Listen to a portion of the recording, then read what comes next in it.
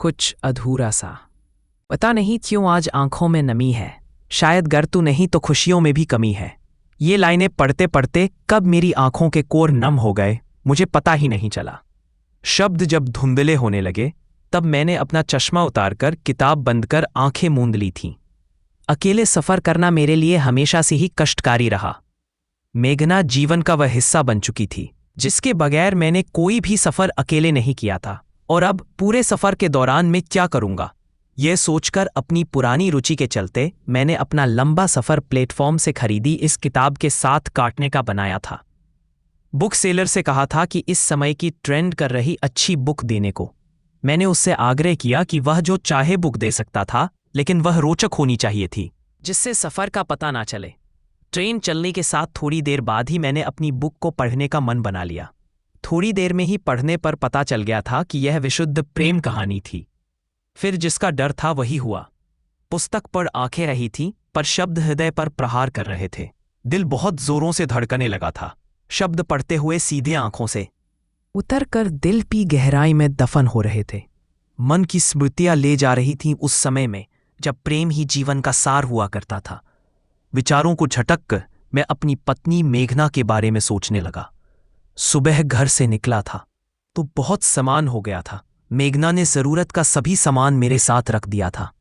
वह उम्र की इस अवस्था में मेरी पत्नी से बढ़कर मेरी मां बन चुकी थी। खाने से लेकर पहनने तक हर चीज के लिए मैं उस पर कब पूरी तरह निर्भर हो गया यह मुझे स्वयं भी नहीं पता। सेमिनार के साथ ही मुझे अपनी बेटी, जो उसी शहर में इंजीनियरिंग कर रही थी, के कॉन्वोकेशन में भी शामिल होना था। मेरी इकलौती पुत्री, जो मेरे जीवन की सबसे प्यारी चीज थी, वो इतने महत्वपूर्ण अवसर पर मैं कैसे उसकी कामयाबी का गवाह न बनता। मैं चाहता था तो था कि मेघना भी साथ आए, पर अपनी भतीजी की शादी के चलते उसे यहां आने का अपना प्रोग्राम कैंसिल करना पड़ा। मेरे अचानक आने का प्रोग्राम सुनकर मेरी बेटी रिमझिम बहुत खुश थी। वह कॉन्वोकेशन के टाइम पर मेरा साथ चाहती थी। मेरे आने की बात सुनकर वह फोन पर ही ना जाने कितनी देर तक वह मुझे बताती रही कि वह मुझे कहां कहां घुमाएगी। मैं बस उसकी बात सुनकर मुस्कराता रहा।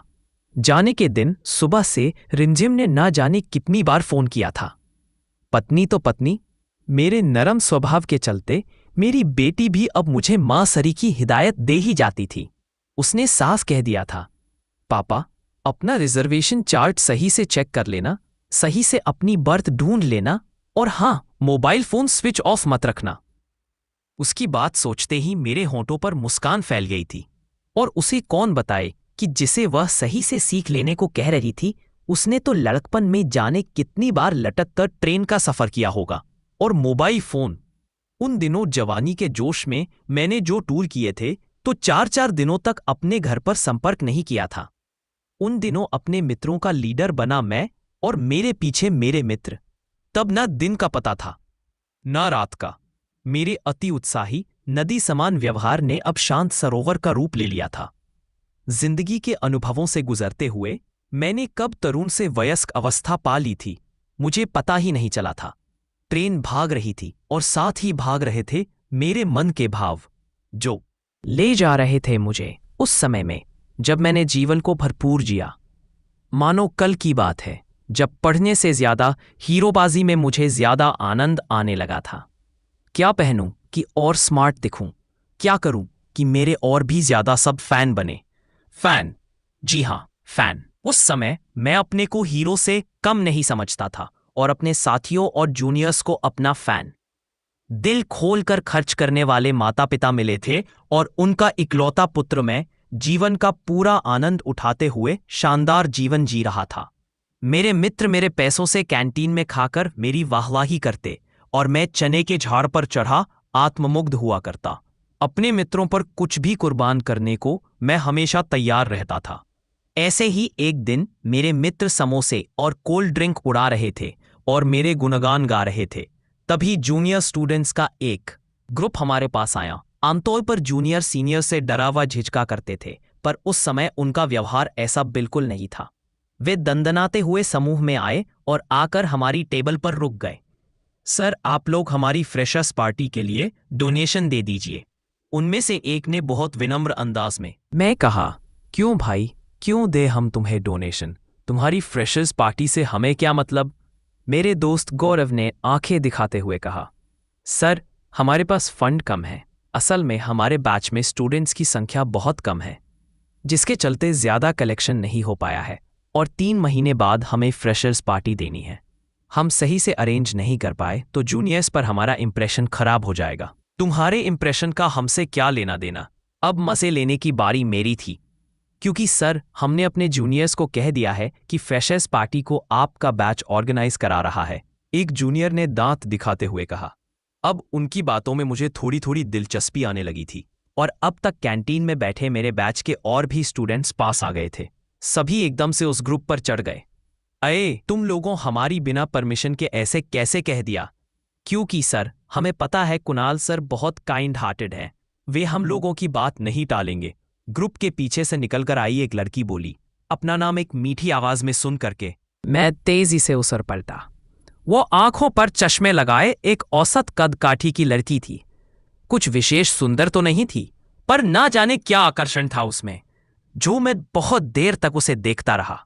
कैसा सम्मोहन था उसमें, जो मेरी निगाहें उस पर से हट नहीं रही थीं। सदैव अपनी तारीफ का भूखा मैं अब जूनियर्स की बात ध्यान से सुन रहा था, लेकिन मेरी आंखें उस लड़की की ही तरफ थीं। ओए, हमारा कुणाल दरियादिल है, इसका मतलब थोड़े है कि वो तुम लोगों के लिए भी अपने पैसे लुटाएगा? मेरे परम मित्र अभिषेक ने उस लड़की से कहा। मैंने हाथ के इशारे से अभिषेक को रोक दिया था और जूनियर से पूछने लगा था, बताओ मैं तुम्हारी क्या मदद कर सकता हूं? सर, एक तो आप हमें जितना ज्यादा से ज्यादा अमाउंट दे सकते हैं वो दे दीजिए, और आपको हमारे फंक्शन में गाना गाना होगा। उनके ग्रुप की एक दूसरी लड़की ने कहा। मैंने उस चश्मे वाली लड़की को देखते हुए हामी भर दी। सुनते ही जूनियर्स का ग्रुप खुशी से चीखने लगा। अब भागो तुम लोग यहां से, गौरव ने जूनियर्स को डांटते हुए। वे लोग जाने लगे तो मैं जैसे सपने से जागा और बोला, ठहरो तुम लोग, अब अपने आप को इंट्रोड्यूस तो करो। अभिषेक का मुंह खुला का खुला था। समोसे का महालालचीवा हाथ में समोसा लिए बैठा था। उसे मेरी बातों पर विश्वास नहीं हो रहा था कि मैं कब से जूनियर्स में इतना इंटरेस्ट लेने लगा। जूनियर्स का ग्रुप एक एक करके अपना नाम और परिचय दे रहा था, लेकिन मैं तो जैसे कुछ सुन ही नहीं रहा था। मेरे कान तो बस उस चश्मे वाली लड़की के बारे में जानना चाह रहे थे। मैं स्वाति, सर मैंने पिछले साल कॉलेज ज्वाइन किया है, मैं कॉमर्स की स्टूडेंट हूं। वह कह चुकी थी कि मेरे होंठ बुदबुदाए। स्वाति, वह बोल उठी। जी सर, कुछ कहा आपने? ना नहीं, कल तुम लोग मुझसे पहले पीरियड से पहले यही कैंटीन में आकर मिल लेना, मैं अमाउंट दे दूंगा, मैं हड़बड़ाते हुए बोला। उन लोगों के जाते ही मेरे बैच के फ्रेंड्स अब मेरे ऊपर सवार थे। जूनियर के प्रति बेहद रूखा व्यवहार रखने वाला मैं अचानक उनकी मदद को कैसे तैयार हो गया था। यह सब बात मेरे साथियों की समझ से परे थी। अरे पागल हो गया है तू, हम क्यों देंगे उनके बैच की तरफ से फ्रेशर्स पार्टी? और तो और जनाब, गाना भी गाएंगे। मेरे मित्र हंसते हंसते लोटपोट हुए जा रहे थे। पूरी कैंटीन उनकी हंसी से गूंज रही थी और मैं तो अपनी दुनिया में मगन उनकी बातें सुनकर बस मुस्करा रहा था। पहली बार कोई था जिसकी आवाज ने मेरे हृदय के तार छेड़े थे। ना जाने कितनी लड़कियां थीं जो मेरी एक झलक देखने की दीवानी थीं, और मैं था कि बस उसकी एक झलक का दीवाना बन गया था। अगली सुबह मैं बहुत अच्छे से तैयार हुआ। आधा घंटा दिमाग दौड़ाने के बाद मैंने अपनी अलमारी से अपनी पसंद के कपड़े चुने। पूरा बेड मेरे वार्डरोब से निकाले हुए कपड़ों से भरा हुआ था। 10 मिनट तक बाल बनाता रहा। शीशे में अपने लिए अलग अलग अंदाज से देखकर खुश हो रहा था। सच में हैंडसम ही लग रहा हूं मैं तो। मैं कितनी देर और अपने आप को शीशे में निहारता रहता, अगर माँ ने मुझे नाश्ते के लिए नहीं बुलाया होता। माँ बुलाते बुलाते मेरे कमरे तक आ चुकी थी। मेरे अस्तव्यस्त और इतने सारे फैले कपड़ों को देखकर वे दंग और नाराज थी, पर मैं तो जैसे अपनी धुन में मगन था। जैसे तैसे बस नाश्ता खत्म करके मैं कॉलेज को भागा। मेरी बाइक की गति मेरी बेचैनी को बयां कर रही थी। 2-3 बार मैं सामने से आया, आते वाहन से टकराने से बचा। जैसे तैसे संभलते हुए मैं कॉलेज आ गया था और पहुंच गया कैंटीन में, जहां मैंने जूनियर्स को आने को कह दिया था। इतनी जल्दी आ गया था कि बस कैंटीन का स्टाफ ही दिखाई दे रहा था। रेगुलर कस्टमर होने की वजह से कैंटीन वाले भैया ने आश्चर्य से मुझसे पूछते हुए कहा, क्यों कुणाल, आज इतनी जल्दी कैसे, कोई खास बात? अरे नहीं, बस ऐसे ही आज थोड़ा काम था इसलिए जल्दी आ गया। कहते हुए मुझे अपने आप पर ही शर्म आ रही थी। मैं बार बार एंट्रेंस की तरफ ही देख रहा था। थोड़ी देर में पहले पीरियड का टाइम हो गया था, लेकिन मैंने जूनियर्स को फर्स्ट पीरियड से पहले आने को कहा था। मेरा मन आज क्लास में जाने का भी नहीं कर रहा था। तभी मुझे ढूंढता हुए मेरा गैंग वहां जरूर आ पहुंचा था। अभिषेक काउंटर से ही समोसे का ऑर्डर देता हुआ आया। उनको देखते हुए पहले तो मुझे बहुत गुस्सा आया कि आ गए दोस्त मुझे यहां भी ढूंढते ढूंढते। फिर मैंने चुप और गंभीर बैठे रहने का नाटक किया। अरे बॉस, क्लास में क्यों नहीं आए? यहां कैसे बैठ गए? मुंह में समोसा ठूंसते हुए मुझे वहां से खींचता हुआ ले जाने लगा। ये क्लास मिस नहीं कर सकते, एग्जाम पास है। मैं हाथ में समोसा लिए बेमन से उसके साथ बाहर निकलने लगा। तभी सामने से मुझे जूनियर्स का ग्रुप आता दिखाई दिया। मैं रुक गया। मेरी सांसें थम सी गई थीं और मैं बराबर स्वाति को ढूंढ रहा था। मैंने अभिषेक और अपने फ्रेंड से कहा, तुम लोग चलाए, मैं अभी इनको डोनेशन देकर आता हूं। दे ले भाई तू, हम रुके हैं 5 मिनट। गौरव मुझे दांत दिखाते हुए बोला। मुझे उस पर गुस्सा तो बहुत आ रहा था कि दे मारूं एक पंच, लेकिन सामने आते जूनियर्स को देखकर मैं रुक गया। पूरे ग्रुप में पीछे खड़ी स्वाति की बस एक झलक ही मुझे दिखी थी। मैं चाहता था वो आगे आए और मैं उसको डोनेशन दूं, लेकिन वो थी कि आगे ही नहीं आ रही थी और आगे खड़ा हुआ स्टूडेंट हाथ बढ़ाए हुए था। एक हाथ से मैं पर्स निकाल रहा था और नजरें स्वाति को खोज रही थी, और किसी हड़बड़ाहट में रुपए निकालने के बाद भी मैंने गलती से जूनियर के हाथ में समोसा रख दिया। तब तक स्वाति आगे आ चुकी थी और उसकी खनखनाती हंसी मेरे गालों को एक बार फिर लाल कर गई थी। सर, समोसा नहीं, अमाउंट दीजिए प्लीज। जूनियर्स की आवाज सुनकर जैसे मैं जागा। ऐसा करो बच्चों, समोसा भी खाओ। मेरे हाथ से रुपए एक जूनियर स्टूडेंट को देता हुआ गौरव बोला और फिर मुझे खींचता हुआ हमारी क्लास में ले जाने लगा। मैं जा ही रहा था कि स्वाति की आवाज सुन हम फिर रुके। सर, ये तो बताते जाइए आप कौन सा गाना गाएंगे? डुएट गाएंगे, डुएट। अब बारी अभिषेक की थी और सब हंसता छोड़कर हम क्लास में आ गए। उनके साथ मैं अब अपनी क्लास में आ गया था, लेकिन मेरा मन तो वही स्वाति में अटक गया था। पढ़ने से तो मैं पहले ही जी चुराता था, अब भला पढ़ाई में कैसे मन लगता? कोई ना कोई बहाना ढूंढता जूनियर से मिलने का, कोशिश करता जब उनका गैंग कैंटीन पहुंचे तभी मैं पहुंचूं। हर पल स्वाति के आसपास मंडराते रहने का मेरा जी करता। मैं जानता था यह मैं करता हुआ पागल लगूंगा, लेकिन मैं अपने आप को रोक नहीं पाता था। मेरी सारी हीरोगिरी उसके साधारण रूप के सामने फ्लॉप हो गई थी। वह जब भी मिलती जूनियर होने के नाते मुझे विश करती, पर मैं भी बस अपने जज्बात दबाए बदले में सिर हिला देता। मैं चाह कर भी स्वाति से अपने मन की बात कह नहीं पा रहा था। फिर चली फ्रेशर्स पार्टी के लिए जूनियर्स की प्रैक्टिस, और अब तो मुझे बहाना भी मिल गया था उनके बीच जाने का। मुझे गाना जो गाना था, मैं कौन सा गाना गाऊं, यह भी मैंने स्वाति से पूछा। मेरे लिए बढ़िया गाना सिलेक्ट करने में स्वाति ने पूरी रिसर्च कर ली थी।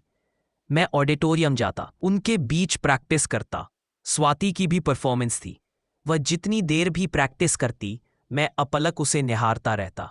हाँ, एक बात नोटिस की थी मैंने, जितनी देर भी मैं प्रैक्टिस करता, वह ध्यान से सुनती और मेरी प्रैक्टिस खत्म होने तक वही बैठी रहती। उसके पहनावे से मैं समझ गया था कि वह एक साधारण घर की लड़की है। पता चला था कि वह अपने घर से दूर चाचा चाची के यहाँ रहकर पढ़ाई कर रही थी। माता पिता की आर्थिक स्थिति बहुत अच्छी नहीं थी। मेरे तरह तरह के डिज़ाइनर कपड़े उसके साधारण कपड़ों के सामने फीके लगते। मैंने भी अब उसी की तरह सीधे सादे कपड़े पहनने शुरू कर दिए थे। मेरे बदलते रंग ढंग से मेरे मित्र बहुत हैरान और परेशान थे। उधर मेरी माँ भी बहुत चिंतित थी कि मुझे पता नहीं क्या हो गया था, और मैं तो पूरी तरह से बावला हो गया था स्वाति के पीछे। वह हंसती तो लगता उसकी हंसी मेरे लिए ही बनी थी। उसकी बातें दिन दिन मुझे अपना दीवाना बनाती जा रही थी। मेरे दोनों मित्र मेरी इस गुप्त प्रेम लीला से बेखबर थे, और वही क्या, शायद मेरे अलावा तो मेरी इस प्रेम लीला का किसी को भी पता नहीं था। मैं अच्छी तरह से जानता था कि मेरा हाल स्वाति से छिपा हुआ था, लेकिन कोई तो बात थी जो मेरा आकर्षण बढ़ा रही थी। वह भी मुझे पसंद करती थी या नहीं, यह सोच मुझे दिन रात परेशान किए रहती थी। सुबह उठते ही मैं जल्दी से तैयार होता।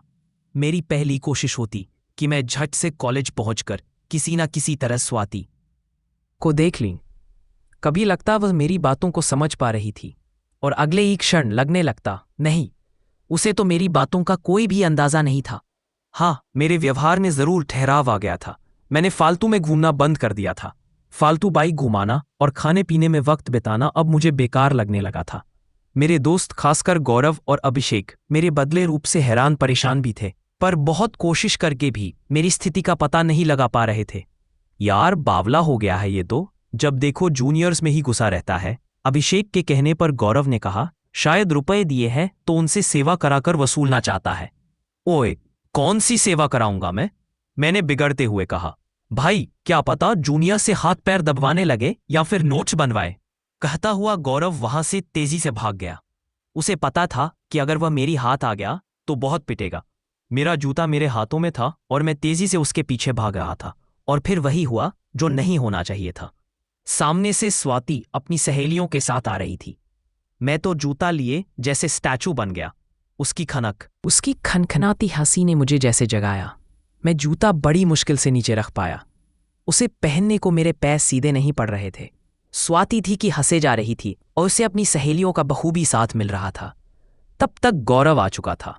वो जूनियर्स को हंसता देखकर गुस्सा हो गया। अरे, तुम्हें शर्म नहीं आती? किसके ऊपर हंस रहे हो? सॉरी सर, कहते हुए स्वाति ने बड़ी मुश्किल से अपनी हंसी पर लगाम लगाई और वहां से तेजी से जाने लगी। लेकिन मुझे साफ दिख रहा था कि जाते हुए भी उसकी हंसी नहीं रुक रही थी, और ना जाने क्यों मैं भी हंसने लगा। मुझे हंसता देखकर मेरे मित्रों ने सिर पकड़ लिया। ये तो गया काम से, जरूर जूनियर्स ने जादू टोना कर दिया है। चल भाई, इसका भूत उतारना होगा। वे दोनों मुझे खींच कर ले जाने लगे। अब उन्हें कौन समझाए कि भूत मुझ पर सवार तो हुआ था, लेकिन वह कोई साधारण भूत नहीं था। वह तो प्रेम का भूत था। और फिर फ्रेशर्स पार्टी का दिन आ गया। एक दिन पहले सब पूरे जोश से प्रैक्टिस कर रहे थे। मैंने भी अपनी प्रैक्टिस में कोई कसर नहीं छोड़ी थी। मैं स्वाति को इम्प्रेस करने का कोई भी मौका नहीं छोड़ना चाहता था। प्रैक्टिस के दौरान उसने मेरे पास आकर मुझे गाने की बधाई दी। मेरा दिल कितनी जोर से धड़क रहा था उस दिन। ओलंपिक में गया होता तो एक आध पदक तो शायद जीत ही लाता। सर, कितना अच्छा गाते हैं आप। मुझे आपकी आवाज बहुत पसंद है, वह अपनी मीठी आवाज में बोली थी। और सर को तुम्हारा चश्मा और मोटी नाक, मेरा दोस्त गौरव बोल पड़ा था। ऑडिटोरियम हंसी से गूंज उठा। सबको हंसता देखकर स्वाति भी हंस रही थी, लेकिन वह हंसी बहुत बुझी हुई थी। उसकी आंखें छलक आई थीं। वह मेरे पास से जाने लगी। मैंने रोकना चाहा, लेकिन वह आगे बढ़ चुकी थी। क्या जरूरत थी ये सब कहने की? मेरा गुस्सा अपने चरम पर था। रिलैक्स कुणाल, हम तो जूनियर से इस तरह के मजाक करते रहते हैं। अभिषेक मुझे गुस्सा देखकर बहुत हैरान था। क्या गलत कह दिया उस लड़की के बारे में? वह कह रहा था, लेकिन मेरा गंभीर चेहरा देखकर वह समझ गया मामला सीरियस है। तू सच में सीरियस है स्वाति को लेकर क्या? मैं पहले दिन से देख रहा हूं, कुछ तो अलग है, पर समझ नहीं पाया था। आज सब कुछ समझ में आ रहा है। गौरव मेरी तरफ मुंह खेल करके बोला। मेरी खामोशी मेरी स्थिति बयां करने के लिए काफी थी। घर आकर मैं पूरी तरह से सोच चुका था कि कल फ्रेशर्स पार्टी के बाद मैं स्वाति को अपने जज्बात जरूर बताऊंगा। पूरी रात मैंने आंखों में काटी। मेरा दिल बराबर धड़कता रहा और मैं बेचैनी में करवट बदलता रहा। आज का दिन मेरे लिए खास होगा। मैं अपने मन की बात स्वाति को बता पाऊंगा। नाश्ते के दौरान मैंने अपनी बेस्ट फ्रेंड माँ को अपने मन की बात बता दी। एक पल तो वे आश्चर्यचकित रह गई, फिर मुस्कुराते हुए बोली, बेटा, अभी तो तुम्हारी पढ़ाई का बहुत लंबा सफर जारी है, लेकिन मैं तुम्हारे लिए खुश हूं। कॉलेज जाते समय उन्होंने मुझसे कहा, मैं स्वाति से जरूर मिलना चाहूंगी। मैंने हंसते हुए बाइक स्टार्ट कर दी और तेजी से निकल गया। ऑडिटोरियम खचाखच भरा था। फ्रेशर्स पार्टी बहुत अच्छी बन पड़ी थी। जूनियर्स ने सारे अरेंजमेंट्स बहुत अच्छे से किए थे। एक से एक बढ़कर प्रोग्राम चल रहे थे। तब बारी आई राधा कृष्ण प्रसंग की। स्वाति के राधा रूप ने मेरे आज इरादे और पक्के कर दिए थे। उसका रूप आज देखते ही बनता था। मेरी परफॉर्मेंस भी ठीक ठाक रही। सुबह से नर्वस था तो उतना बेहतर नहीं कर पाया जितना सोच कर आया था, लेकिन तालियां जानदार बजीं और बहुत देर तक बजती रहीं। प्रोग्राम के बाद जब एक एक करके प्राइज डिस्ट्रीब्यूट होने लगे तो मेरी निगाहें स्वाति को खोज रही थी। मैं जल्दी से जल्दी उसके पास पहुंचकर अपनी मन की बात बताना चाहता था।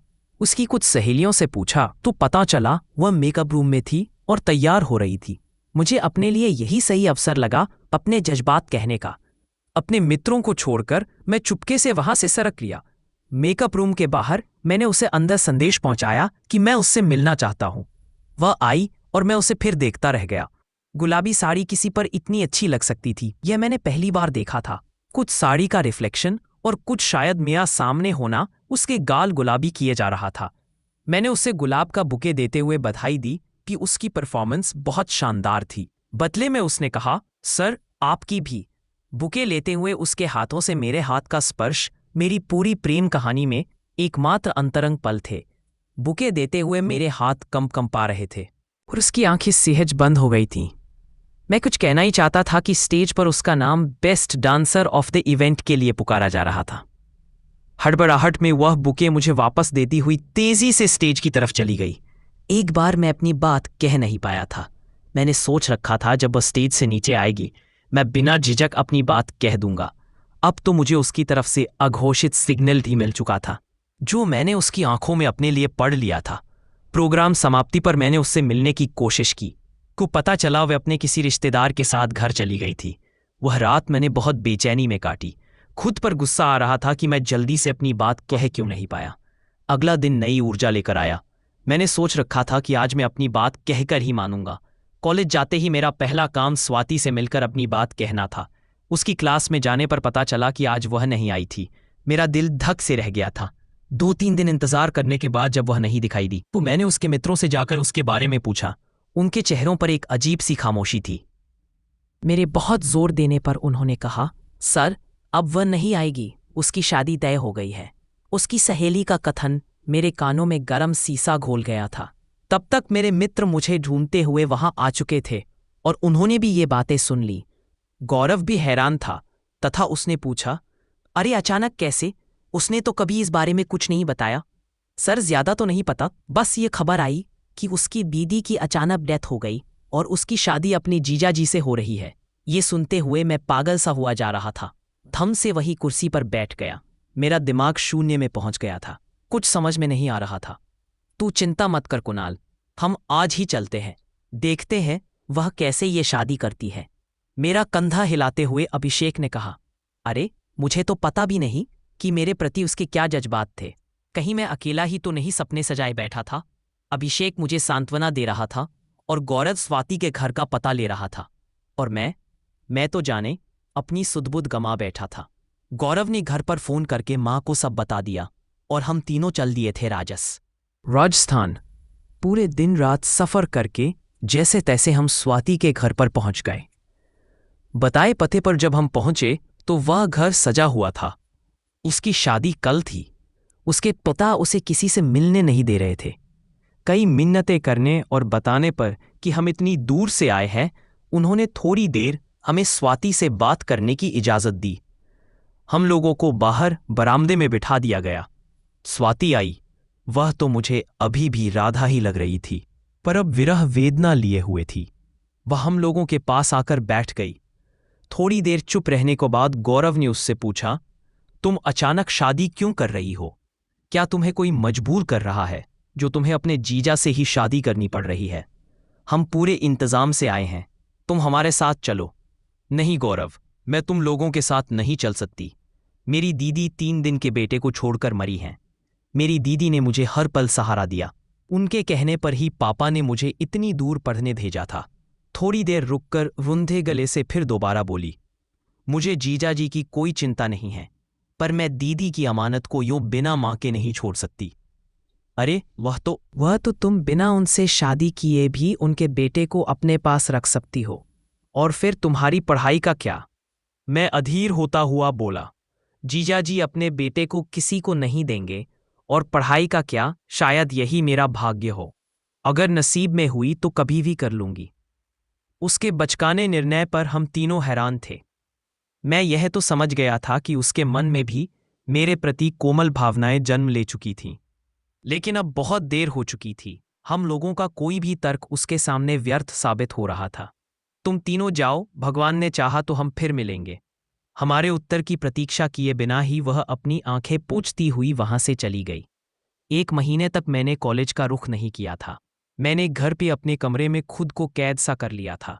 हाँ, गौरव और अभिषेक बराबर आते रहे। मैं उस प्यार के फूल का गम मना रहा था जो पूरा खिला भी नहीं था। मैं देवदास बना यूं ही फिरता रहता अगर माँ ने मुझे तस्कर न डांटा होता। उन्होंने मुझे मेरे कैरियर और अपनी बढ़ती उम्र का वास्ता देकर समझाना शुरू कर दिया था। मैंने कॉलेज जाना शुरू कर दिया और मुझ में एक परिवर्तन आया। पढ़ाई से जी चुराने वाला मैं अब अपनी पढ़ाई के प्रति पूर्ण रूप से समर्पित हो चुका था। मैं पढ़ाई में जो डूबा तो मुझे अब किसी बात की सुध ना रही। मेरे पहले प्रेम की असफलता ने मुझे कैरियर में बहुत सफलता दिलवाई। प्रेम में चोट खाया मैं कैरियर में सफलता के नए नए आयाम लिखता गया। 5 साल यूं ही बीत गए। गौरव और अभिषेक भी अपनी जिंदगी में काफी आगे बढ़ चुके थे। दोनों अब शादी करके अपने पारिवारिक जीवन के नए अध्याय शुरू कर चुके थे। पहले मैं विवाह टालता रहा, फिर मां के बहुत जोर देने और अभिषेक व गौरव के बहुत समझाने पर मैंने मेघना को अपना जीवन साथी चुना। मां का चुनाव गलत साबित नहीं हुआ था। मेघना बहुत समझदार लड़की है। मेघना के साथ मैं जीवन के नए अध्याय लिखने लगा और फिर रिमझिम ने आकर तो मेरी जिंदगी के मायने ही बदल दिए। साल बीतते गए, मेरा व्यवहार और गंभीर होता गया। जिंदगी बहुत शांति से सही चल रही थी, पर कभी कभी एकांत में बैठा मेरा मन मुझे मेरे भूतकाल में सैर करा लाता। ये मेरी वे स्मृतियां थी जो मुझे छोड़ नहीं रही थी। कृपया अपना बैग ऊपर रख लीजिए। सामने से आती आवाज को सुनकर मेरा मन वर्तमान में लौट आया। ओह हाँ जी, बिल्कुल अभी उठाता हूं, कहकर मैंने अपना बैग नीचे से उठाकर अपनी बर्थ पर रख लिया। आज मेघना ने मेरे जीवन के सारे अधूरेपन को भर दिया था, लेकिन दिल के किसी कोने में स्वाति अभी भी अपना स्थान बनाए हुए थी। स्वाति के साथ बिताए कॉलेज के दिन मेरी जिंदगी के पन्नों पर अमिट छाप छोड़ गए थे। यह सब सोचते सोचते मेरी आंख कब लग गई कुछ पता नहीं चला। सुबह उठा तो मेरा सिर काफी भारी था। कुछ सफर की बेचैनी और कुछ बीती यादों ने मेरा मन बहुत भारी कर दिया था। ट्रेन की बर्थ पर मुझे कभी सही से नींद नहीं आती थी और इस बार भी ऐसा हुआ था। खिड़की से बाहर झांक कर देखा, अभी मेरा स्टेशन आने में थोड़ा समय बाकी था। मैंने प्लेटफॉर्म पर खड़े वेंडर को देखकर आवाज देकर अपने लिए चाय ऑर्डर की। चाय बहुत बढ़िया तो नहीं थी, पर इसने मेरे सिर के भारीपन को जरूर कम कर दिया था। पिछली रात की बेचैनी ने मेरा सिर ही नहीं दिल को भी भारी कर दिया था। थोड़ी देर में मेरा स्टेशन आ गया। मैं ट्रेन से उतरा ही था कि सामने अपनी बेटी रिमझिम को देखकर चौंक गया। मेरे मना करने पर भी वह मुझे रिसीव करने आ गई थी। वह अपने पूरे गैंग को लेकर मुझे रिसीव करने आई थी। ये है मेरे ग्रेट पापा, कहकर उसने अपने मित्रों से मेरा परिचय कराया। फिर एक एक करके अपने दोस्तों से मुझे मिलाने लगी। अरे बेटा, आराम से पहले चलते हैं, फिर सबसे मिलूंगा। लेकिन उसमें धैर्य कहा। सारे गुण मेरे जैसे ही तो उसने पाए थे। सभी से मिलाते हुए जब कार्तिक से वह मेरा परिचय करा रही थी तो मेरी आंखें उस पर ठहर गईं। वही रूप वही नाक। मैं जैसे सपनों से जागा। बड़े संकोच से उसके माता पिता का नाम पूछा। सुनते ही मेरा दिल धक से रह गया। जो सोचा था वही हुआ। शायद स्वाति का ही बेटा था ये। मैं 1 मिनट भी और वहां नहीं रुक पाया। रिमझिम से बोला, मेरी तबीयत ठीक नहीं है बेटा, अब मैं होटल चलूंगा। अपने सब मित्र मंडली को बाय बोलती वह मुझे लेकर पहले से बुक कराए होटल चली गई। अगले दिन कॉन्वोकेशन था। सभी बच्चों के माता पिता भी इसमें शामिल होते हैं। उसे फिर मिलना होगा। क्या स्वाति अपने बेटे के कॉन्वोकेशन में आएगी? क्या ये मेरी वही स्वाति होगी? जैसे अनेक सवाल मेरे मन में उठ रहे थे। ये रात मेरी पिछली रात से भी ज्यादा बेचैनी से कटी। सालों बाद मैंने रात करवटें बदलते हुए काटी। आज तैयार होने पर मेरे हाथ कंपा रहे थे। तैयार होने का मेरा उत्साह मुझे उसी समय में ले गया जब मैं पहले तैयार हुआ करता था। अपनी तरफ से तैयार होने में मैंने कोई कमी नहीं छोड़ी थी। रिमझिम पहले ही हॉस्टल के लिए निकल चुकी थी और मुझसे कहकर गई थी कि मैं 1 घंटे में उसके कॉलेज पहुंचूं। प्रोग्राम शुरू हो गया। मेरी आंखें एक बार फिर स्वाति को तलाश रही थी। पूरे प्रोग्राम के दौरान भीड़ के चलते मैं उसे नहीं ढूंढ पाया। बेहद निराश हो गया था मैं। एक बार फिर मैंने स्वाति से मिलने की उम्मीद खो दी थी। डिग्री लेने के बाद मेरी बेटी रिमझिम ने मुझे एक बार फिर अपने सभी मित्रों से मिलवाने को कहा। पापा, कल तो आपकी तबीयत खराब थी, आप सही से किसी से मिल नहीं पाए। आइए मैं आपको सबसे मिलवाती हूं, कहते हुए वो मुझे हाथ पकड़कर बाहर हॉल में ले गई। मैं सबसे मिला ही था कि सामने से कार्तिक अपनी मां को लिए हमारी तरफ ही आ रहा था। हाँ, स्वाति ही तो थी। मेरी सांसें रुकने को हुई। काफी बदल गई थी। उम्र के चक्र ने जब मुझे जकड़ लिया था तो फिर वह कैसे अछूती रहती। मुझे पहचानने में उसने भी एक क्षण की देरी नहीं की। उसके नेत्र सजल हो आए थे। मैं यह बहुत अच्छी तरह से देख पा रहा था, बच्चों के सामने हमने एक दूसरे के साथ अपरिचितों की तरह ही व्यवहार किया। मुझे खाने की प्लेट पकड़ा और स्वाति से बातें करता छोड़ रिमझिम अपने मित्रों के साथ वहां से यह कहकर चली गई, पापा आप सब लोगों से मिलो, मैं थोड़ी देर में आती हूं। अब हम दोनों फिर एक दूसरे के सामने थे। मेरा दिल फिर एक बार बहुत तेजी से धड़क रहा था। जज्बात वही थे, पर जिंदगी के मायने बदल गए थे। हम बस एक दूसरे को देख मुस्कुराते रहे। मैं सुनता रहा। वह बोलती रही कि किस प्रकार पति के गुजर जाने के बाद अपने दोनों बेटों की जिम्मेदारी उसने बखूबी निभाई थी। उसने बताया कि दीदी का बेटा आयुष अब सफल बिजनेसमैन है और उसका बेटा कार्तिक यहां उसके सामने मौजूद है। मैं तो बस सुने जा रहा था। होटल से तो बहुत सोचकर चला था कि कॉलेज के टाइम के अपने जज्बात उसे बताऊंगा जरूर। थोड़ी देर में बच्चे लौट आए। मैं अपनी कुछ बात ना कह पा। काफी बदल गई थी। उम्र के चक्र ने जब मुझे जकड़ लिया था तो फिर वह कैसे अछूती रहती। मुझे पहचानने में उसने भी एक क्षण की देरी नहीं की। उसके नेत्र सजल हो आए थे। मैं यह बहुत अच्छी तरह से देख पा रहा था। बच्चों के सामने हमने एक दूसरे के साथ अपरिचितों की तरह ही व्यवहार किया। मुझे खाने की प्लेट पकड़ा और स्वाति से बातें करता छोड़ रिमझिम अपने मित्रों के साथ वहां से यह कहकर चली गई, पापा आप सब लोगों से मिलो, मैं थोड़ी देर में आती हूं। अब हम दोनों फिर एक दूसरे के सामने थे। मेरा दिल फिर एक बार बहुत तेजी से धड़क रहा था। जज्बात वही थे, पर जिंदगी के मायने बदल गए थे। हम बस एक दूसरे को देख मुस्कुराते रहे। मैं सुनता रहा। वह बोलती रही कि किस प्रकार पति के गुजर जाने के बाद अपने दोनों बेटों की जिम्मेदारी उसने बखूबी निभाई थी। उसने बताया कि दीदी का बेटा आयुष अब सफल बिजनेसमैन है और उसका बेटा कार्तिक यहां उसके सामने मौजूद है। मैं तो बस सुने जा रहा था। होटल से तो बहुत सोचकर चला था कि कॉलेज के टाइम के अपने जज्बात उसे बताऊंगा जरूर। थोड़ी देर में बच्चे लौट आए। मैं अपनी कुछ बात ना कह पाया। स्वाति ने मुझसे विदा ली। चलते हुए उसने आगे बढ़कर मुझसे हाथ मिलाया। उसके हाथों की ऊष्मा ने मेरे शरीर में फिर से ऊर्जा भर दी थी। मुझे वह जाती हुई उस तरह ही लग रही थी जैसे मैं उसे राजस्थान में उसके घर छोड़कर आया था। मेरी यह प्रेम कहानी अधूरी रह गई थी और मेरे जज्बात अंततः ही रह गए।